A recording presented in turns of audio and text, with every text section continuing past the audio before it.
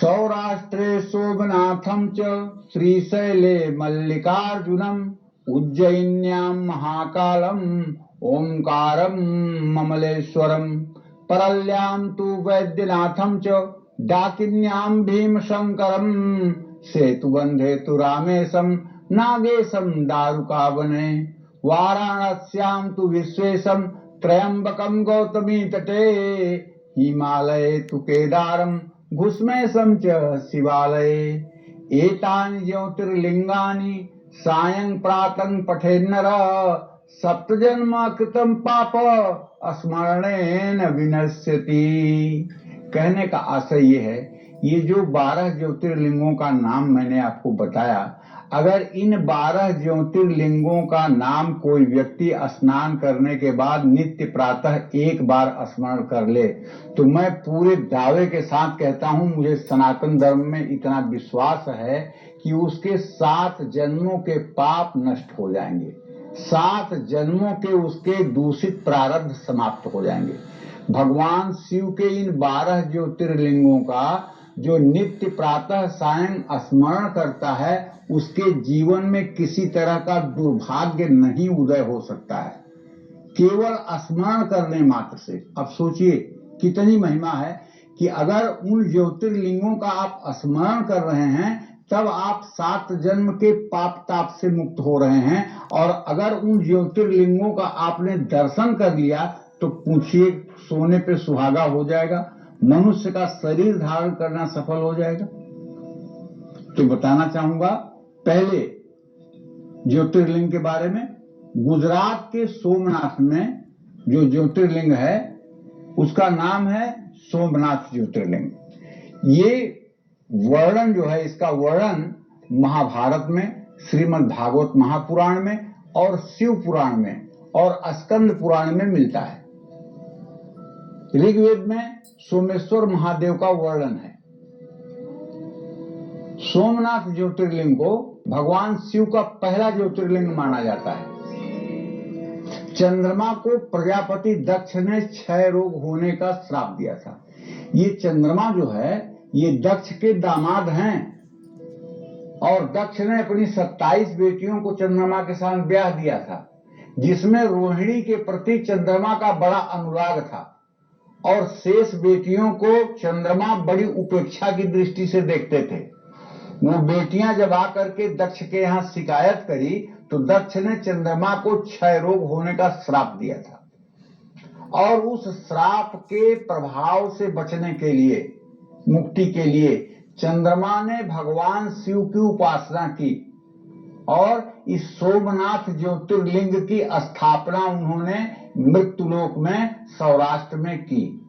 ये है सोमनाथ शिवलिंग की महिमा। ये चंद्रमा के द्वारा स्थापित ज्योतिर्लिंग है, और सबसे पहले यहाँ चंद्रमा ने तपस्या की थी अपने क्षय रोग की समाप्ति के लिए। सोमनाथ शिवलिंग के दर्शन करने से धन धान्य की प्राप्ति होती है, जीवन में सुख शांति का वास होता है, गंभीर से गंभीर रोगों से मुक्ति मिलती है।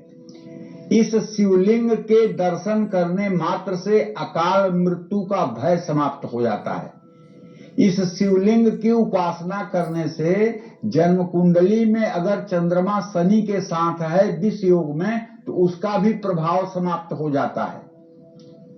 जो लोग सोमनाथ जा करके और इस ज्योतिर्लिंग का दर्शन पूजन करते हैं, उनके कुंडली में अगर विष योग है, चंद्रमा शनि की युति है, हर समय मन में नकारात्मक विचार आते हैं, तो आप विश्वास करिए, इस ज्योतिर्लिंग के दर्शन मात्र से और ज्योतिर्लिंग के, जहां तक ज्योतिर्लिंग का आभा मंडल है, जहां तक ज्योतिर्लिंग का रेडिएशन है, उसके अंदर निवास करने से सब प्रकार के रोग शोक से मुक्ति मिलती है, पापों से मुक्ति मिलती है, और भगवान शिव की सहज कृपा मनुष्य के ऊपर बन जाती है।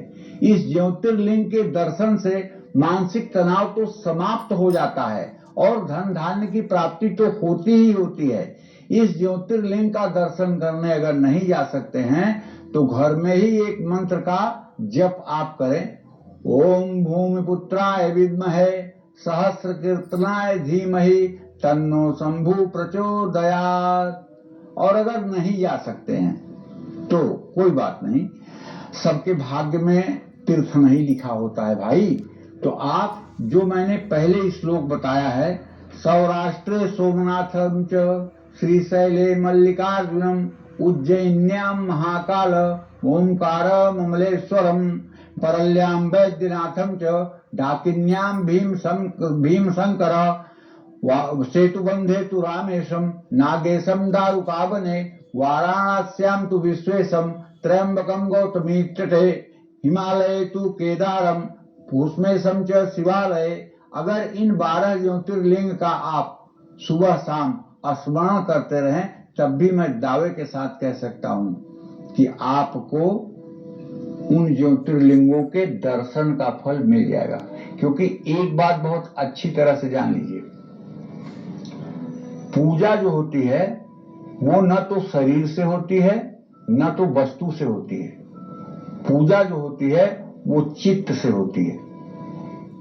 अगर आप मंदिर में हैं और उस समय भी आपके चित्त में संसार चल रहा है, धन दौलत शत्रुता मित्रता प्यार दुश्मनी, ये सब बातें आपके दिमाग में चल रही हैं और आप मंदिर के गर्भगृह में हैं, तो आपका गर्भगृह में होना भी बेकार है। और यदि आप वहां से लाखों कोस दूर बैठे हुए हैं और आपके चित्त में उसी का चिंतन चल रहा है, उसी स्थान का और उसी प्रतिमा का, उसी स्थान विशेष का आपके मन में चिंतन चल रहा है, अनवरत तैल धारावत चिंतन चल रहा है, तो आप विश्वास करिए आप दूर रहते हुए भी नजदीक हैं। आप दूर रहते हुए भी नजदीक हैं। चाहे जितनी आप शरीर से पूजा कर लीजिए, चाहे जितने आप अच्छे अच्छे प्रकार के व्यंजन पकवान चढ़ा दीजिए, लेकिन अगर आपका चित्त नहीं लगा हुआ है पूजा में, अगर आपका मन नहीं लगा हुआ है, तो ये सब चीजें फालतू हैं। इसलिए धीरे धीरे अभ्यास करना चाहिए चित्त को स्थिर करने के लिए। और ये चित्त को स्थिर करने का जो उपाय है हमारे समझ से, वो ये है कि भगवान के नाम का भजन करना चाहिए। भगवान के नाम का भजन अगर करिए तो निश्चित रूप से चित्त की वृत्तियों का निरोध होता है। देवी भागवत में लिखा हुआ है कि ईश्वर प्राप्ति के लिए न तो चारों वेद, न 6 शास्त्र, न 18 महापुराण और न उपनिषद और न वेदांत दर्शन, ये कोई आपके लिए ईश्वर को दर्शन नहीं करवा सकते। तो फिर ये करते क्या हैं? 4 वेद, 6 शास्त्र, 18 महापुराण। देवी भागवत में स्पष्ट लिखा हुआ है कि ये मनुष्य के चित्त की वृत्तियों का निरोध करते हैं। मनुष्य की चित्त वृत्तियां जो है, जो काम क्रोध मोह लोभ मद मत्सर की तरफ उन्मुख हैं, उनको रोकते हैं और उनको रोक करके अंतर्मुख करते हैं। और जब चित्त वृत्तियां अंतर्मुख होती हैं तो जानई सोई जहि देहि जनाई, जानत तुम्हें तुम्हें होई जाई। जैसे फूल में पराग आता है तो भंवरे निमंत्रण कार्ड का इंतजार नहीं करते हैं, बल्कि भंवरे खुद आकर के उस पराग का पान करते हैं। उसी तरह से जब आपके चित्त वृत्ति का निरोध हो जाएगा, आपके अंदर भी चित्त वृत्ति का निरोध रूपी पराग आ जाएगा, तो ईश्वर रूपी भ्रमर अपने आप आपके पास आ जाएंगे। ईश्वर का साक्षात्कार होने में तब देर नहीं लगेगी। जानत तुम्हें तुम्हें हो जाई, जानत तुम्हें तुम्हें हो जाई।